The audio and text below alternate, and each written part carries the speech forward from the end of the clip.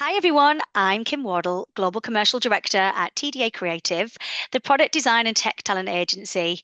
Thanks for tuning in to another episode of TDA Talks, where we dive into the future of design, innovation, and leadership.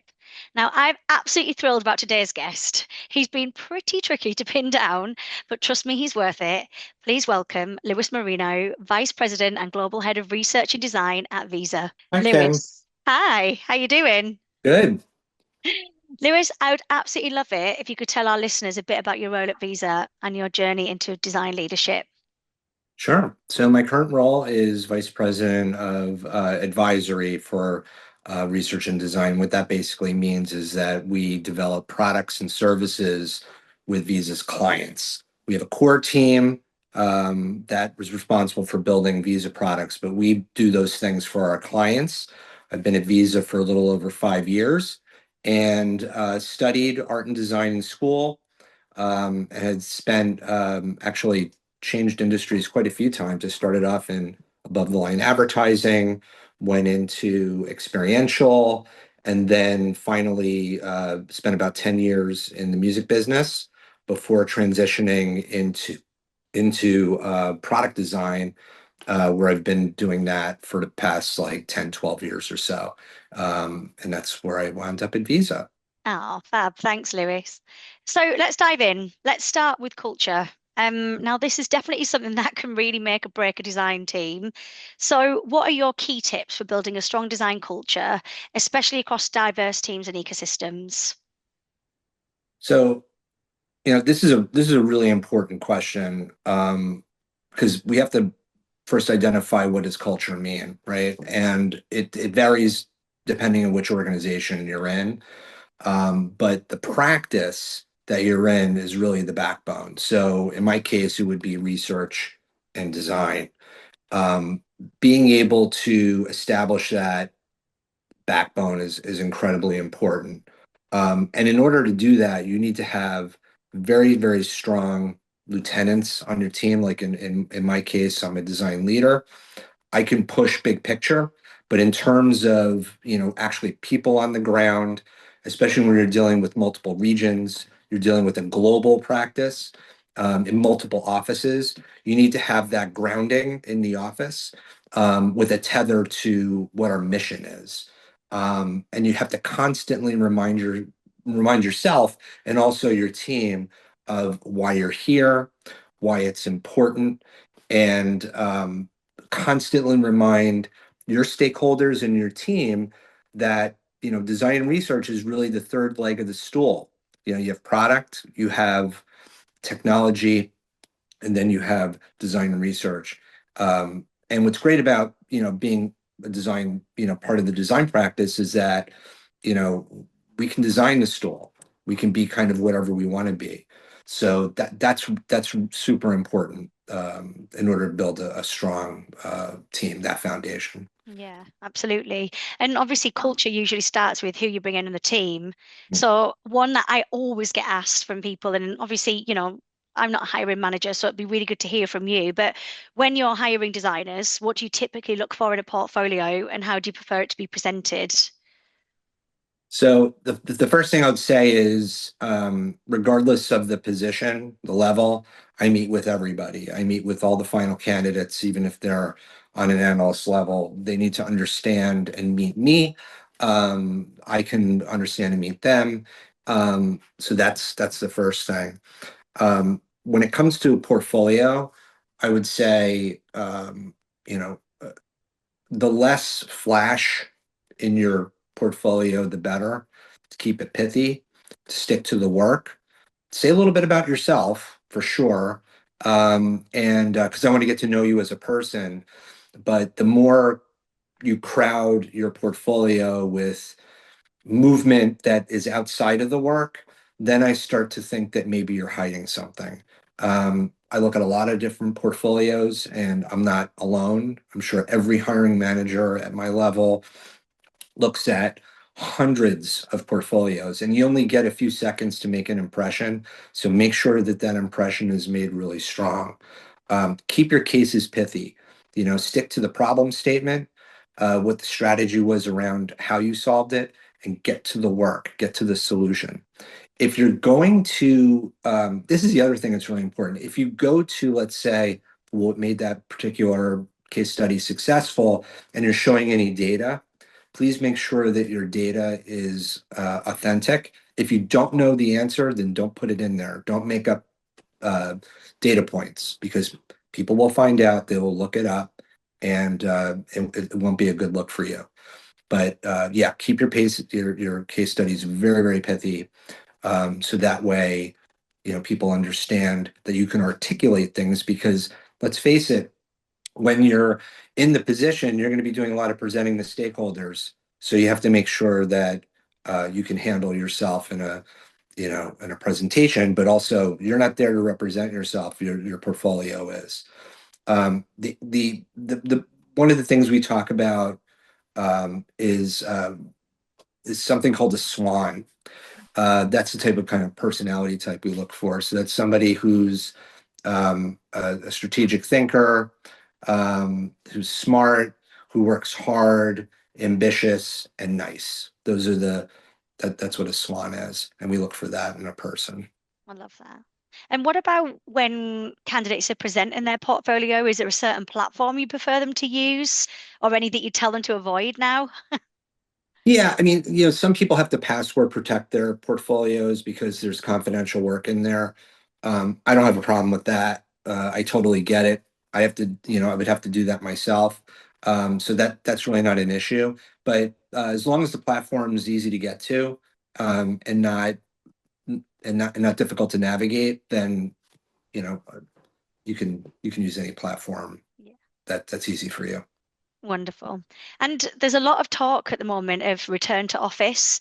What are your thoughts here? Now, I know it's quite controversial. You get companies that are fully remote, hybrid, but now we're hearing a lot more return. What does that look like for you in visas policies? Well, our policy is we're going in 3 days a week, Tuesday, Wednesday, and Thursday. But I've been managing teams remotely for a number of years, and I had to do that in my previous role. So when it comes to working remotely, when it comes to going into the office, it's no different than having people in multiple offices. It was kind of what we were talking about earlier about the culture piece. Yeah. So it's extremely important that those folks feel connected to sort of the broader picture. We share, there are many ways you can do this. You could, for example, we use Microsoft Teams at Visa. So we set up a number of channels around learning and development, around the team itself. And then we divide it up into things like, what did you do last weekend? Or, something that you found interesting, an article that you read, or a movie that you saw, or a documentary. We share all that out. So we constantly remind each other of, different kinds of work that we're doing. We do workshops where we share work, but also work in progress. So we can take advantage of sort of the brain trust of the group. We have a weekly team meeting where we run through the projects that we're all working on from a scheduling standpoint. And then there's usually one or two projects that we will present, or somebody would present to the group. And that way everybody gets a chance to kind of test drive what they're working on with the broader organization, and also do recaps. It's really great and inspiring to see that. And once you have that kind of cadence running, the culture kind of builds itself.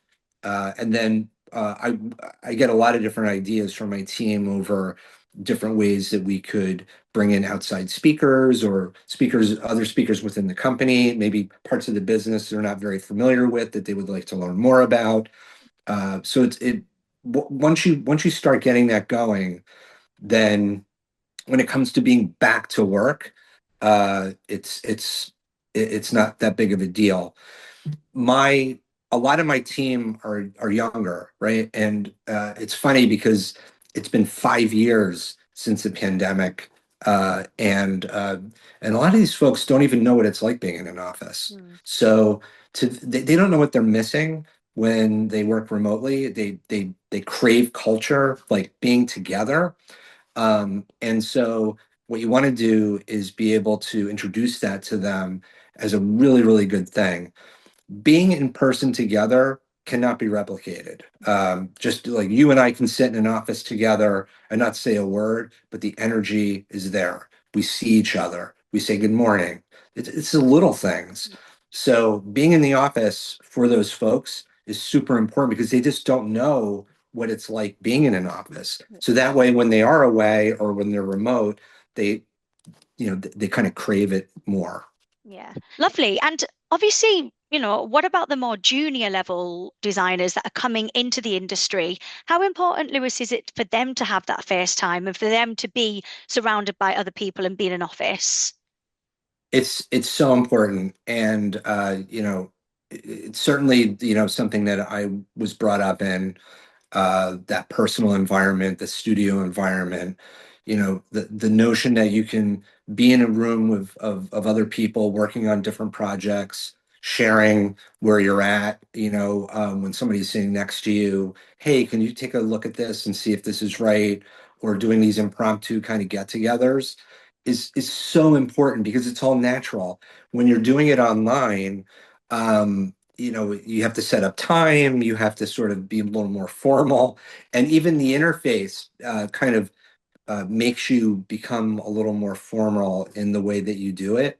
I observe my team all the time when I'm in the office in New York, or in San Francisco or anywhere else I visit. These little conversations that happen. Hey, can you grab a coffee? Or hey, maybe let's take a walk. Or want to grab lunch?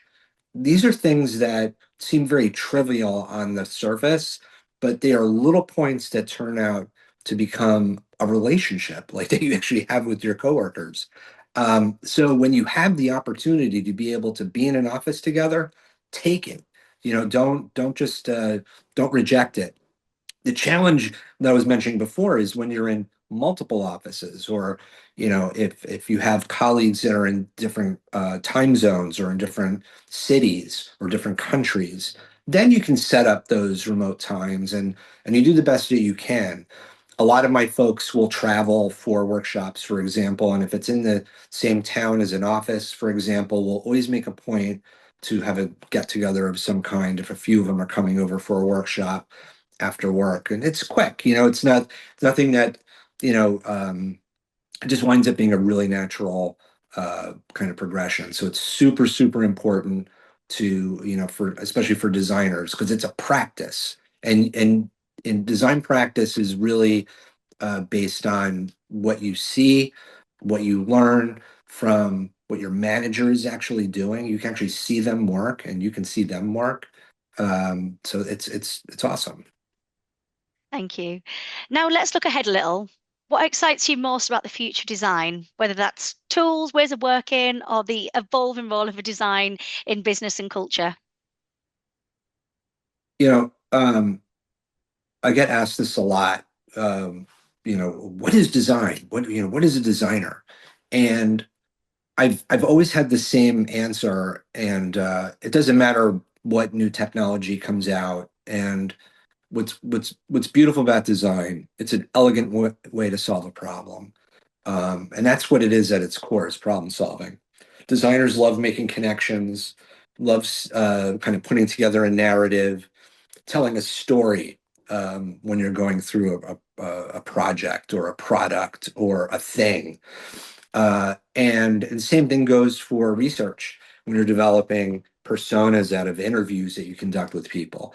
You're kind of creating a role that a character can play in a movie. And so that, regardless of the technology that's in place, never changes. And the more that you do it, the better that you get, the more nuance that you have.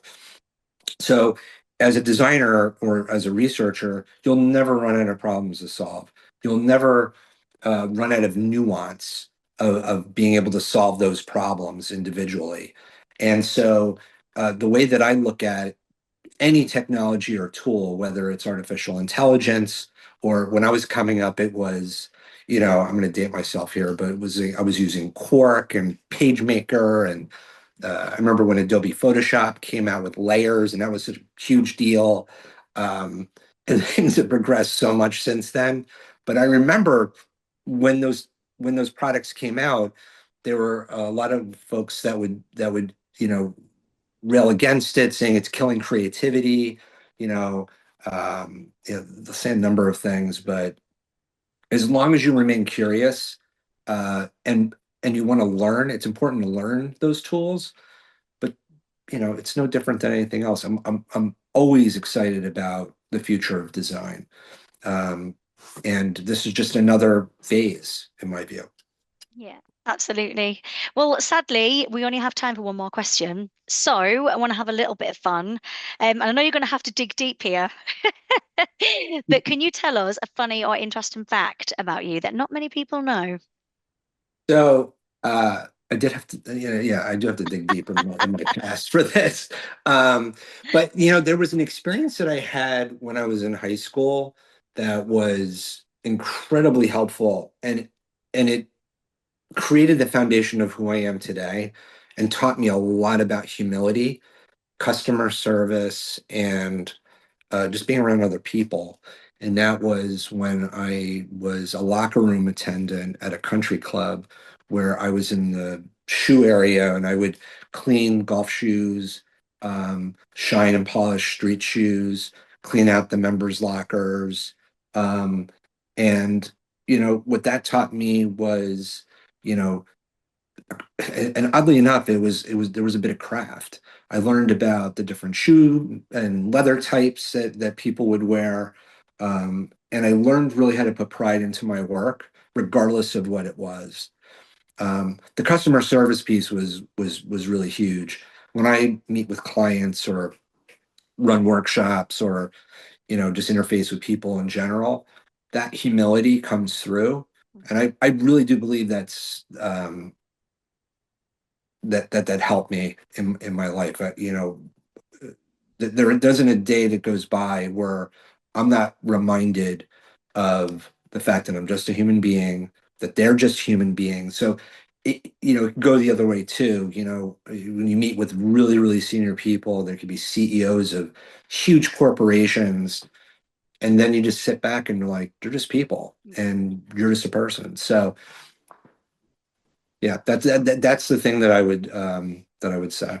Oh, thanks, Lewis. That's awesome. Well, thank you so much for taking the time to chat to me today.